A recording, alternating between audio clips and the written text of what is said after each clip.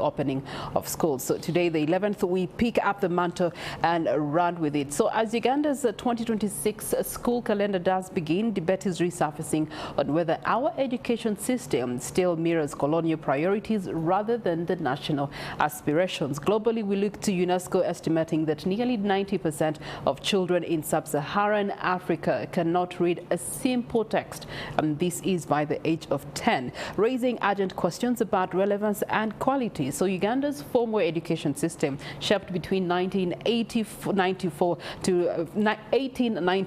1962 under the British rule, was designed largely to produce you as a clerk, to produce you as an interpreter, to produce you as a catechist.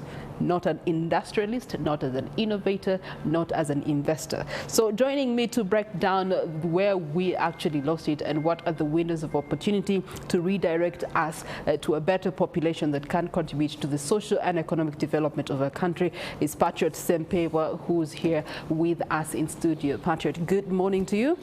Good morning to you. How are you? I'm very well and feeling proud to be Ugandan. It's a pleasure to have you on this table. First of all, many people always see you wearing this robe. Could you explain to us what this robe stands for? This robe was robes like these were introduced in 1844 by Arabs, Ahmed bin Ibrahim coming through Mulungu. And I find it convenient because it doesn't make me sweat.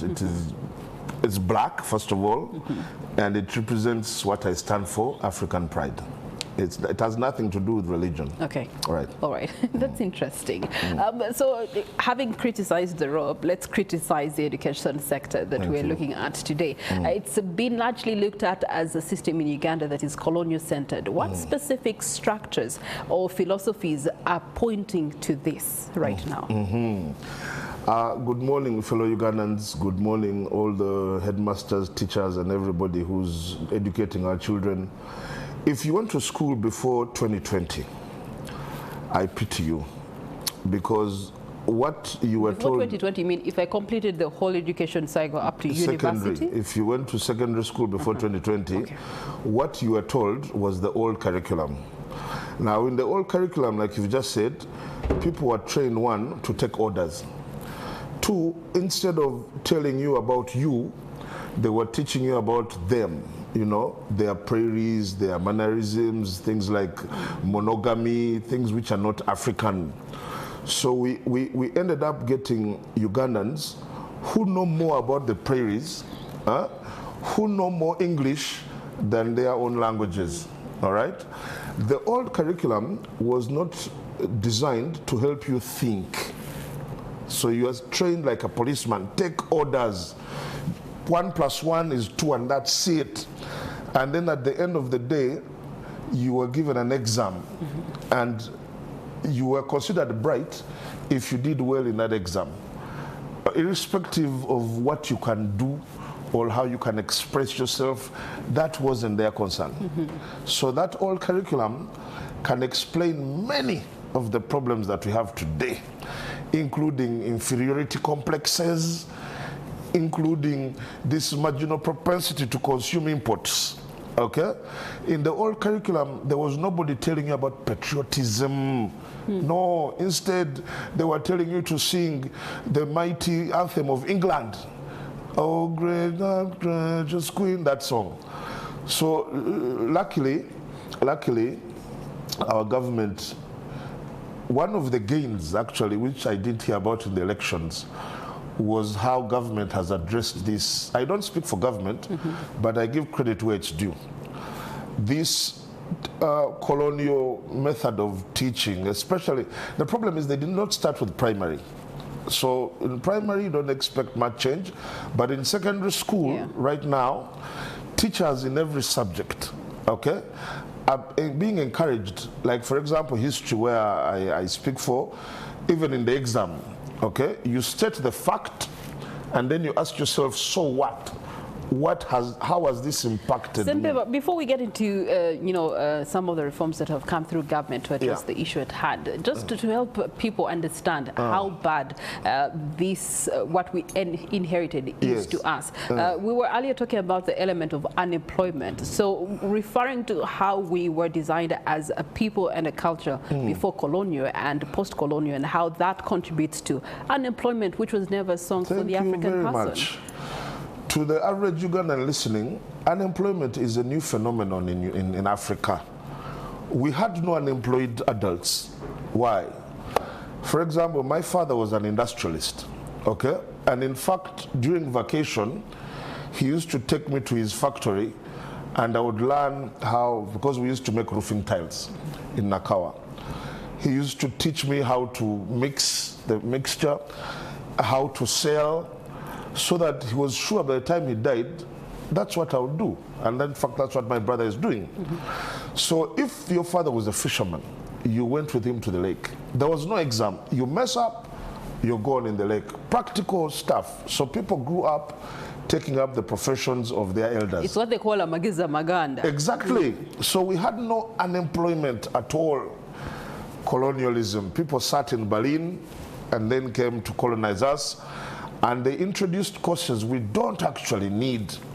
All of that stuff you used to study from S1 to S6 can be summarized in 1 month in S1 so that it is replaced. The new curriculum is about what you can do. They call it a CBC, a competency-based curriculum. What can you do? That is the issue. So students now, unlike us, they're doing projects, and that is why I am here to speak for education and not a minister, because for me, I encourage what children can do. I am the first Ugandan, for those who are watching, I was the first Ugandan to sue KCCA to rename our streets. And Judge Sekana was very specific. And you wanted to rename Sir Albert Cook Drive to absolutely. Drive. No, don't worry about to rename to what. But we have to remove. Remember, you're teaching this child, we have to be Pan-African, patriotic. Then he goes to the street where his father works, and the street is called Colville Street. Then he goes to school and realizes Colville and all those colonialists killed people in Bunyoro.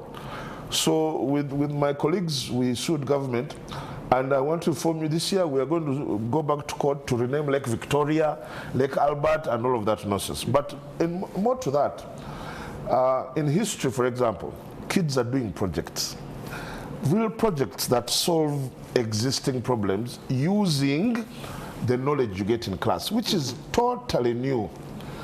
I think we must give kudos to government. And I hope that one day these exams can be scrapped totally. So that being said, concerns are remaining about the exam orientation with the the new lower secondary curriculum that has been introduced. There's also concerns around language policy and the content relevance in there right now. I know that you've been able to review some of that. What would be true decolonization of knowledge? What would it look like beyond the fact that, yes, we have a new competence-based curriculum? Thank you very much. First of all, it all starts with the content. The content. The curriculum, like, for example, in history, is being changed over time. So you study less of Christopher Columbus and all that stuff he did, and then you come back. In S5, students are learning about their clans, initiation ceremonies. Content is being changed gradually. I am not comfortable that students are still learning French Revolution, but Bolshevik Revolution and all that nonsense. With time, all that is going to be changed to have local content. 2, the method of delivery. Those days, it was a teacher-centered curriculum. Teacher came in. My teacher was one of the popular radio presenters today. She used to come in St. Mary's College, Kisubi. She writes on the notes, she said, guys, take this down. The exam is coming. And that's it. No debate, no discussion. What she has brought. And by the way, the blackboard is itself a colonial tool. You know why it's black? To represent your black empty mind. And you know why this chalk is white? to represent that knowledge comes from white. It's colonialism. The blackboard is an archaic piece of education. Like, for example, in history, I encourage teachers to use video. Video is a more effective tool. Every headmaster should make sure that in history class, for example, and other classes, they have screens. Our children are not stupid. Can I confirm to you how they are not stupid? Play for them in a song they have seen on TV during the holidays. Like this music they like where they look like zombies, that's like this. They see that on TV, you play the music, they will all be like this. I don't know what that dance is called. So with more visuals, which we didn't have, with more exposure, okay, like how our grandparents used to get. Children, parents, when the school asks you for a trip, pay that money. The child is going to learn, of course, your child is going to learn more out of class. That's true. I had a trip, a medical trip with my nephew. We're taking my mother for medical treatment, and I went with him. So we had to stop over at a person who has a farm, and he was so intrigued to go and see cows. He actually wanted to go and touch the cows and to see the cow and said, "Oh, okay, all right, this is very interesting." That being said, let's talk about the change in elements of language, into elements of culture and home-school divide right now. The recommendations that are coming through the Education Commission, Reform Commission, are indicating that people should, especially in primary curriculum, that should be introduced if adopted by the government. It would consider that people uptake education through their mother tongue right up to P3, then on P4 onwards they can pick it up in English. Let's first talk about English itself. Is it a necessary tool? You see, English is necessary because of colonialism, okay? So you find that, especially now that people are traveling with ease, I can take my child to Ombachi in northern Uganda, where the majority of kids will be from Gulu. So I don't expect the teachers in Gulu to use Acholi, because I've been to Gulu, I've taught in Gulu, and there are Baganda, Banyankole students there. So because of our ethnical differences, we don't have a national language apart from English, which unites us all. So English becomes, you know what, but however, if a teacher is in Sebuikwe, and on the roll call sheet you can see that every child here is a Muganda, for example, I don't think there should be anything wrong with explaining some of the tough things in your language. When I went to Kaboja preparatory school, but you see, some of us who went through the old curriculum, we used to be beaten. You dare speak your vernacular, as they used to call it, but your Uganda, you get a spanking. That is colonialism at its highest, because what has some of those vices have not died out. What has that gotten us into? You find a home, the father and the mother say Banyankole, but they are speaking English at home. So the old system was raising kids that know nothing. I get kids at my museum, Banyankole, who can't milk a cow. And trust me, I bring a stick and I beat them. Hey, you cannot be a Banyankole and you can't milk a cow.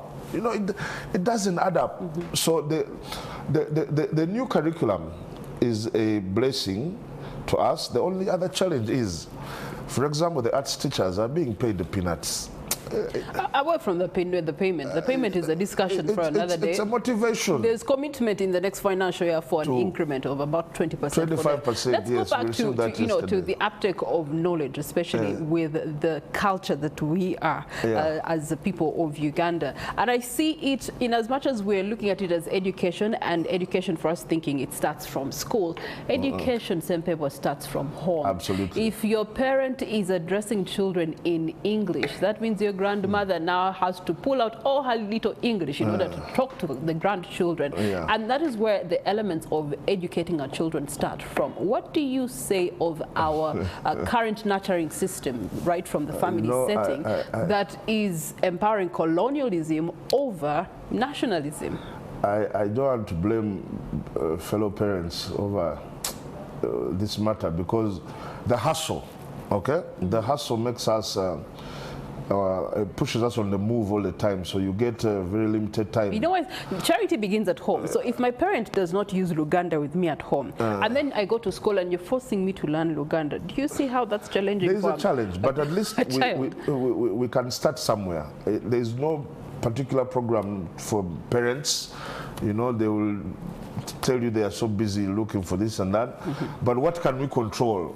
What we can control is our teachers. I think our unsung heroes today are the teachers of the new curriculum. Okay. They were trained under the old curriculum, and now they have to deliver under the new curriculum. These today are they are my heroes. Yes, at home the parents have a lot of work to do, but today the children are back in school. Yeah. Every teacher watching me, and I know they watch NTV, every headmaster, concentrate more, like the new curriculum says, on what that child can do. Things like projects, which are now compulsory, things like exposure. Expose these kids every opportunity you have. Mr. Sentebo, our time is first spent with you, but hopefully in the near future we can be able to pick up this matter, looking into education. What would be your closing remarks and call to action to the different My call to action is, because of the new curriculum, there are going to be several opportunities for exposing children. For example, I organized the annual history exhibition, okay, which is going to take place at Mengo SS on the 6th of March. Headmasters, teachers, exploit these opportunities for exposure, because you're teaching things in school which you also learn from books, but when there's an opportunity, for example, say you're teaching about capitalism, the best way is to meet people who come from capitalist countries or experts in that matter, like these Americans, and that's what I'm doing on the 6th of March, for children in school to come and meet practitioners, okay? Yeah. For me, that is with more exposure, I think we are going to win. Abaganda bagamba kamukamu gwe muganda. So one step in the right direction is definitely going to be serving us a lot more when we look at the education sector and the developments that are coming through, especially based on the competence-based education that is being acquired at lower secondary level. That being said, this brings us to the end